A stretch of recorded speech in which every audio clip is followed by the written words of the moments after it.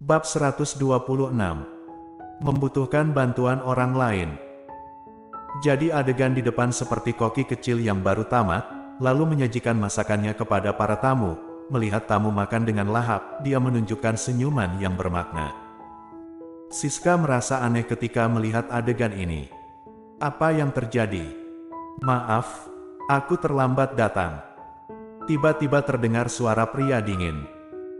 Siska dan Claire terkejut, mencari suara itu dan menatap ke sana.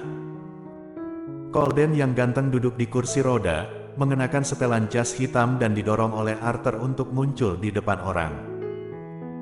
Claire melotot mata dengan kaget ketika melihat Colden. Mengapa dia bisa muncul di sini? Bukankah seharusnya dia ada di perusahaan saat ini? Dan dia sudah mempercayakan tugas ini kepada dirinya. Apakah dirinya melakukan kesalahan? Teringat kejadian 2 kali sebelumnya, Claire segera berdiri dan berjalan ke arahnya dengan gemetar. Tampak menantu kecil ini membuat Andri yang di hadapannya tidak tahan untuk melihatnya dan dengan tatapan mendalam melihat ke arah Claire. Lalu mengikuti sosok Claire, tatapan Andri menatap mata Colden yang mendalam. Colden Y. Memikirkan hasil penyelidikan kali ini, sebuah pikiran melintas di mata Andri yang dalam. Tidak tahu apa yang dia pikirkan, mata Andri penuh rasa ingin tahu. Siska pelan-pelan berdiri, "Ceoye, jika tahu kamu akan datang, aku seharusnya." Ekspresi Colden sangat dingin, "Tidak perlu begitu sungkan, aku hanya datang untuk melihat bagaimana asistenku membahas masalah ini." Suaranya tidak dingin, tidak antusias, tidak dapat mendengar perasaan lain. Siska dengan canggung melihat Claire. Claire berjalan ke depan Colden dan dengan suara kecil berkata, "Mengapa kamu ke sini?" Ekspresi terkejutnya seperti anak kecil, Colden menyipitkan mata panjangnya. Mengapa dia sebelumnya tidak menyadari bahwa wanita ini memiliki sisi yang imut? Tapi sekarang, berbagai ekspresinya, gerakan kecil termasuk pandangannya, semua bisa membuat Colden merasa enak dipandang. Dan semakin dilihat semakin enak dipandang. Sial. Apakah karena hubungan satu tempat tidur? Tidak mungkin. Setelah berpikir seperti itu, Colden tiba-tiba merasa marah. Jadi berkata dengan suara yang dapat didengar 2 orang, "Datang ke sini untuk melihat apakah kamu ada menggoda seorang pria di belakangku." Claire Sen. Seketika, ekspresi di wajahnya menjadi kaku. Wajah tampan Colden seolah-olah tersenyum, langsung memutar roda kursinya ke depan meja makan. Tidak keberatan tambah seseorang, kan? Andri meletakkan pisau dan garpu di tangan, tidak tersenyum. "Ceoye, sangat beruntung bisa bertemu denganmu." Colden tersenyum, "Jarang bisa melihatmu." Satu sisi, Claire masih mempertahankan posisi awal, dia baru merespon ketika mendengar percakapan mereka, lalu menolehkan kepala melihat mereka. Dia berjalan kembali ke posisi awal, lalu duduk.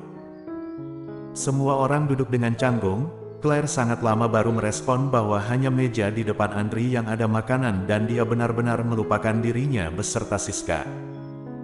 "Maaf, aku akan memanggil pelayan untuk memesan makanan." Setelah pelayan datang, Claire menghela nafas, lalu menanyakan pendapat semua orang dan memesan makanan. Pada saat ini, Colden tiba-tiba menyarankan, "Suasana sangat baik, apa Ceo Han tidak mau minum bir?"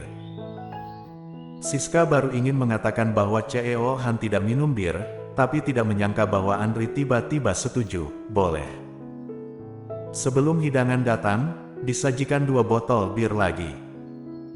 Ekspresi Claire berubah ketika melihat sebotol bir itu, mengambil kesempatan pada waktu mereka minum bir untuk pergi ke resepsionis, lalu bertanya secara diam-diam. Setelah mengetahui harga bir, hati Claire menjadi tidak tenang. Ini adalah restoran terkenal di kota utara, hanya mengundang koki terkenal. Harga hidangan khasnya cukup mahal, apalagi minuman semacam wine ini. Staf biasa tidak akan datang ke restoran semacam ini. Tempat-tempat kelas atas umumnya disediakan untuk melayani orang yang membutuhkan negosiasi atau perlu menarik orang dalam kerja. Tetapi makanan di restoran ini dibuat oleh koki terkenal, jadi banyak orang yang datang ke sini untuk makan. Tetapi kebanyakan orang sanggup membayarnya. Dan Claire jelas-jelas adalah orang yang tidak sanggup membayarnya. Meskipun pria tua di Departemen Keuangan telah mengajukan banyak uang untuknya, tapi uang itu tidak cukup untuk membayar makan ini. Claire melihat ke arah mereka, lalu diam-diam membawa telepon ke kamar mandi. Tidak ada orang di kamar mandi wanita, jadi Claire berdiri di luar dan mengambil telepon untuk menelepon Sally. Ketika Sally mengangkat telepon, dia merasa sedikit terkejut. "Apa kamu tidak kerja, jadi menelepon aku di saat ini? Apakah kamu ingin mengundangku makan siang bersama?" Claire tidak punya waktu untuk bercanda dengannya, sekarang dia sangat panik. "Sally, aku membutuhkan bantuanmu, pinjam aku sedikit uang." "Sally, ada apa?" "Claire, ini sangat panjang jika diceritakan, tapi aku sekarang sangat membutuhkan uang." "Baik, berapa banyak uang yang kamu butuh? Aku sekarang transfer ke kamu." Sally langsung menyetujuinya. Karena mereka sudah kenal sangat lama, sejak Sally datang ke keluarga Han, dia selalu memikirkan cara untuk memberi kompensasi kepada Claire, juga terus memberitahu Claire bahwa dia dapat membantunya jika terjadi sesuatu. Tetapi Claire tidak pernah meminjam uang padanya, apalagi meminta bantuannya. Bahkan mencari pria asing itu, juga Sally sendiri yang menyarankan ingin membantunya untuk mencari. Jadi Sally sangat senang, Claire bisa meminjam uang padanya kali ini. Setidaknya dia telah berkata pada dirinya, sehingga Sally menemukan kesempatan untuk menebusnya dan dalam hatinya tidak begitu sedih. Jadi dia bergegas mentransfer uang pada Claire. Ketika Claire menerima pesan, dia berkata dengan senang, "Terima kasih." Sally bertanya, "Kamu belum memberitahuku, untuk apa kamu menggunakan uang ini?" "Meskipun cerita ini sangat panjang, setidaknya kamu harus katakan." Claire tersenyum ketika mengungkit hal ini. "Cerita ini benar-benar panjang, bukankah aku sebelumnya mengatakan ingin mengundang kakakmu untuk makan?" Setelah mendengar ini, dalam hati Sally terkejut, lalu dengan takut menganggukkan kepala, Iya, kenapa?" "Yes Corp dan Hans Corp akan kerjasama, jadi hari ini aku mempunyai keberuntungan untuk mengundang kakakmu." Apa yang kamu katakan?" Claire baru selesai bicara, Sally yang di sana sudah kaget sekali. Claire mendengar bahwa dia tidak sengaja menjatuhkan sesuatu di sisi sana, jadi dia bertanya dengan aneh, "Ada apa? Apa kamu bertemu dengan kakakku?" Suara Sally terdengar sangat panik, sehingga membuat Claire merasa aneh dan mengerutkan dahi.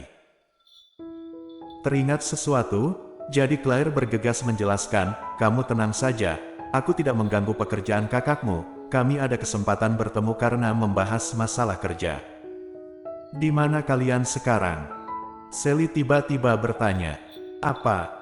Beritahu aku, bukankah kalian sedang makan? Makan di restoran mana?" Sally tidak menyadari bahwa suaranya sedikit gemetar. "Claire, restoran yang paling terkenal di kota utara."